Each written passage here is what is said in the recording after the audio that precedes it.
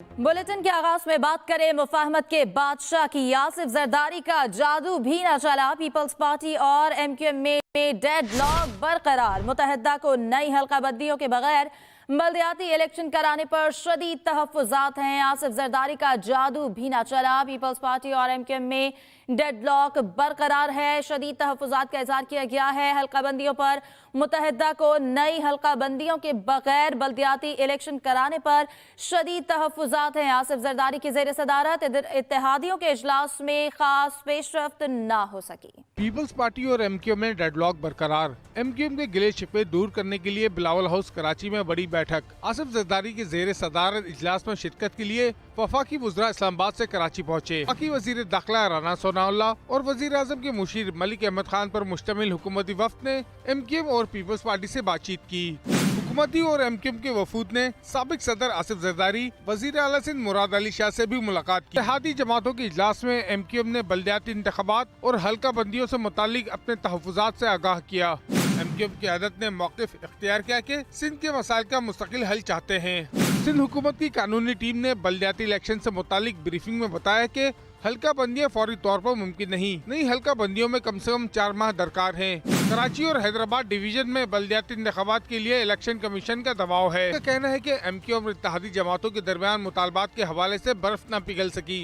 MQM Pakistan और peoples party के दरमियान बुध को भी एक और मुलाकात का इम्कान है। साथी रिपोर्टर नईम खानजादा के साथ KM Abbasi, express news Karachi. Report भी आपने देखी कि पीपल्स पार्टी और एमक्यूएम में डेडलॉक बरकरार है। मुतहदा को नई हल्काबंदियों के बगैर बल्दियाती इलेक्शन कराने पर शदीद तहफ्फुज़ात हैं। आसिफ जरदारी की ज़ेर सदारत इत्तेहादियों के इजलास में खास पेशरफ्त भी न हो सकी। इसी हवाले से बात करेंगे। फैसल हुसैन, ब्यूरो चीफ कराची, हमारे साथ मौजूद हैं। फैसल, कहिएगा, बड़ों की बड़ी बैठक हुई लेकिन कोई नतीजा नहीं निकल सका। क्या सूरत हाल देख रहे हैं? कल फिर इजलास होगा? अच्छा, निकलना भी नहीं था। इजलास तो होते रहेंगे लेकिन नतीजा नहीं निकलना। नतीजा निकलना होता तो आज कल इजलास हुआ, आज होगा और कल होगा, जो मुस्तकिल हो रहा है उसकी नौबत नहीं आती। क्योंकि इतना बड़ा कोई मुतालबा नहीं था, इसके लिए कोई बहुत बड़ी कोई साइंस नहीं थी। पीपल्स पार्टी ने जो है वो ये काम करना ही नहीं था। अच्छा, एमक्यूएम को भी अंदाजा था कि पीपल्स पार्टी ने ये काम नहीं करना है। अगर एमक्यूएम को इस बात का अंदाजा नहीं होता तो वो क्या कहते हैं, इतनी बड़ी माहौल नहीं बनाती। बहरहाल ये तो इस वक्त जो, क्योंकि 15 तारीख को एक इलेक्शन होने जा रहे हैं तो एमक्यूएम की तरफ से भी जो है वो इलेक्शन का ही माहौल बनाया जा रहा है। कोई एमक्यूएम का भी इससे ज्यादा कोई इंटरेस्ट नहीं है। दोनों जमातें जो है वो इस वक्त जो सिंध कार्ड है वो कार्ड खेल रही है, लसानी कार्ड खेल रही है। उस कार्ड, क्योंकि सिंध की सियासत में जो है लसानी कार्ड की एक बड़ी अहमियत है, इसलिए ये कार्ड जो है वो खेला जा रहा है। बाकी जो करने ये जो हल्का बंदियों का इशू है, और इसका इतना बड़ा इशू था नहीं जिसको एमक्यूएम ने इस वक्त जो इशू बनाया।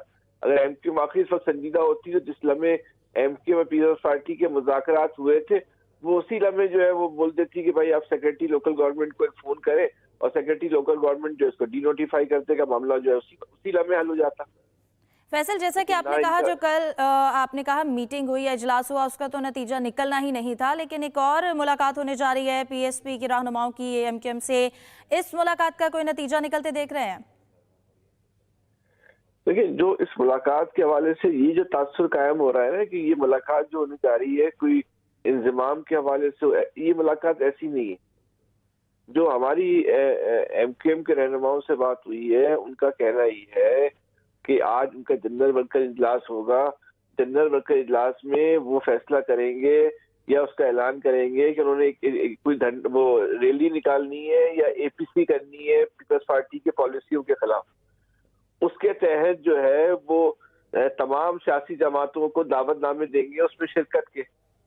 उस सिलसिले में जो है वो एमक्यूएम का जो वफ्द है वो जमात इस्लामी के दफ्तर भी जाएगा, वो एनपी के दफ्तर भी जाएगा और पीएसपी के दफ्तर भी जाएगा।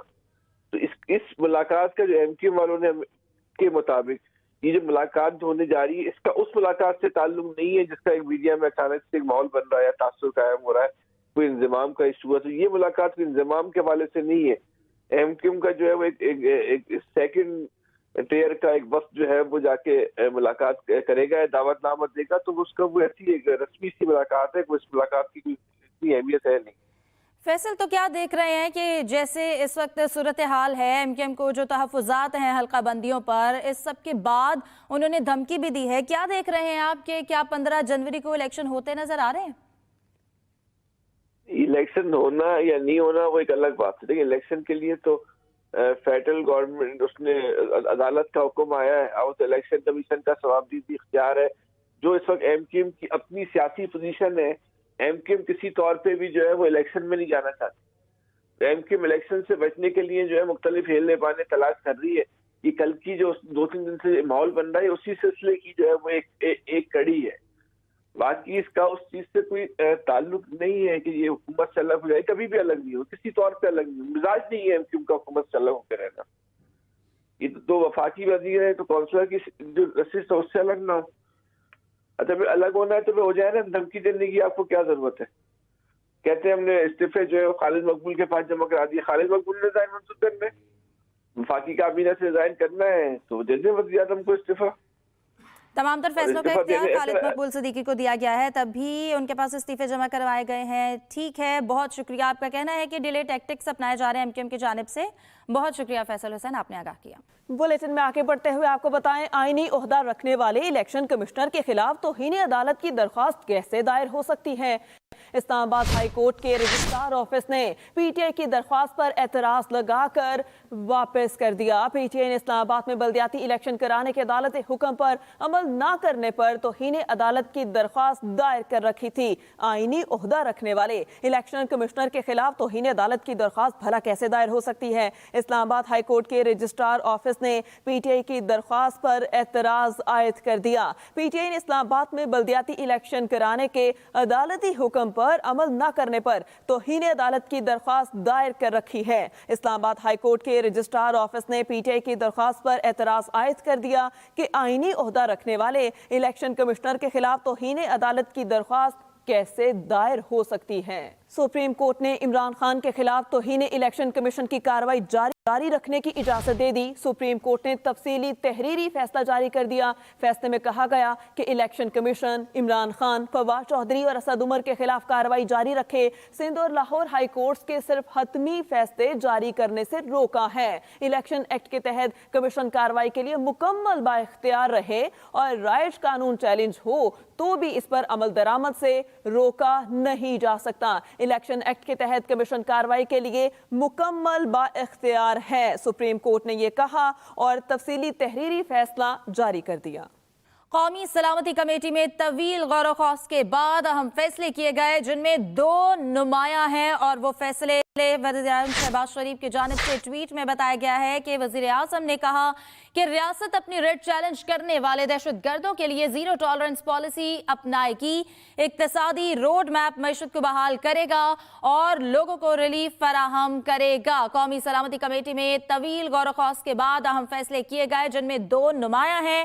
وزیر اعظم شہباز شریف کی جانب سے ٹویٹ کیا گیا جس میں انہوں نے کہا کہ ریاست اپنی ریٹ چیلنج کرنے والے دہشت گردوں کے لیے زیرو ٹالرنس پالیسی اپنائے گی, اقتصادی روڈ میپ معیشت کو بحال کرے گا اور لوگوں کو ریلیف فراہم کرے گا. وزیر اعظم شہباز شریف کی زیر صدارت وفاقی کابینہ کا اجلاس جاری. کابینہ اجلاس میں ملک کی سیاسی, معاشی اور داخلی صورتحال پر غور. ملک میں امن و امان کی صورتحال پر بھی تبادلہ خیال. ذرائع کے مطابق قومی سلامتی کمیٹی کے فیصلوں پر وفاقی کابینہ کو اعتماد میں لیا جائے گا. کابینہ اجلاس میں ملک کی سیاسی, معاشی اور داخلی صورتحال پر غور کیا جا رہا ہے. ملک میں امن و امان کی صورتحال پر بھی تبادلہ خیال, اور ذرائع کے مطابق قومی سلامتی کمیٹی کے فیصلوں پر وفاقی کابینہ کو اعتماد میں لیا جائے گا. تحریک انصاف ملکی معاشی صورتحال پر آج وائٹ پیپر جاری کرے گی. Chairman P T I Imran Khan white paper جاری کرنے کی تقریب سے ویڈیو لنک خطاب کریں گے. رہنما تحریک انصاف فواد چودھری کہتے ہیں کہ موجودہ حکمران پاکستان کے لیے خطرہ بن گئے ہیں. 8 ماہ میں ملکی معیشت کی تباہی کے بعد امپورٹڈ حکومت اپنی احمقانہ پالیسی سے دہشت گردی بھی مسلط کر رہی ہے. موجودہ حکمران پاکستان کے لیے خطرہ بن گئے. فواد چودھری کی جانب سے یہ کہا گیا کہ معاشی تباہی کے بعد حکومت احمقانہ پالیسی سے دہشت گردی مسلط کر رہی ہے. تحریک انصاف ملکی معاشی صورتحال پر آج وائٹ پیپر جاری کرے گی. عطا اللہ تارڑ نے وزیر آباد واقعے کی جے آئی ٹی کو غیر قانونی قرار دے دیا. کہتے ہیں پنجاب پولیس نے 2 ماہ سے 2 افراد کو غیر قانونی طور پر حراست میں رکھا ہوا ہے. لوگوں کو بغیر ایف آئی آر اٹھایا جا رہا ہے. سی سی پی او لاہور غلام محمود ڈوگر اختیارات کا غلط استعمال کر رہے ہیں. اس مظلوم ماں کی آہ سے ڈریں جس کے آپ نے 2 بیٹے اغوا کیے ہوئے ہیں اور ایک مسنگ پرسنز کا کیس آپ نے پنجاب میں بنایا ہوا ہے. جب تک یہ دونوں بچے یا تو آپ پیش نہیں کرتے یا ان کو رہا نہیں کرتے, ہم چین سے نہیں بیٹھیں گے. ہماری جدوجہد جاری رہے گی اور ہر فورم پہ جائیں گے. اس کے بعد ایک وفد کی صورت میں احسن اور مدثر کی والدہ صاحبہ, ان کی اہلیہ کے ساتھ اور چند وکلاء کے ساتھ ہم آئی جی پنجاب کے پاس جا رہے ہیں, کیونکہ اس سارے معاملے میں I G Punjab being head of Punjab police وہ بھی جواب دیں ہیں کہ وہ ہمیں بتائیں کہ یہ کیسی روش ہے کہ جہاں پہ آپ اب پولیس جو ہے وہ لوگوں کو اغوا کرنا شروع ہو گئی ہے.